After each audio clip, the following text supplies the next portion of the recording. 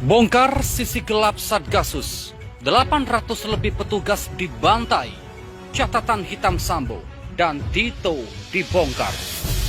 Sambo dibentuklah Satgasus Merah Putih, yaitu Jenderal Sambo. Diangkat oleh Jenderal Tito Karnavian, waktu itu beliau jadi Kapolri. Diangkatlah Jenderal Sambo menjadi pimpinan Satgasus Merah Putih. 2019, apa yang terjadi? 800 lebih petugas KPPS dibunuh dan Mabes Polri mengumumkan tidak boleh ada otopsi. Manusia 800 lebih, bukan kucing, ternyata lebih komunis dari komunis. Puncaknya pembunuhan 6 laskar FPI. Yang bunuh 6 jenderal angkatan darat kan PKI, yang dibubarkan PKI. Wajar kan? Sesuai akal sehat. Nah sekarang yang dibantai, dibunuh itu 6 anggota Laskar FPI, yang dibubarkan FPI. Masuk akal enggak?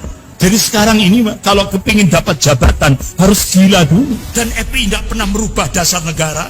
Bahkan yang merubah dasar negara dari Pancasila menjadi Ekasila, Trisila itu kan PDIP. Sebenarnya Satgasus itu sudah ada sejak kepolisian ini dijabat oleh yang sekarang menjadi Menteri Dalam Negeri, Tito Karnavian. Tito inilah yang merubah wajah polisi menjadi begitu politis, dan polisi ini begitu menghegemoni kekuasaan sampai akhirnya dari hulu sampai hilir jabatan-jabatan strategis itu dipegang oleh polisi. Sebenarnya tidak perlu ya adanya Satgasus ini, karena Satgasus ini menjadi semacam pasukan elit, dalam tanda petik pasukan elit, karena dijabat oleh Sambo, sementara Sambo ini memiliki jabatan sebagai kepala provosnya polisi, ya otomatis ini menjadi sebuah masalah serius. Bahkan Satgasus ini bukan hanya ditakuti oleh orang-orang di luar polisi, Kapolda pun takut. Jadi kalau kita pelajari anatominya, ini perintah langsung dari Pak Sigit.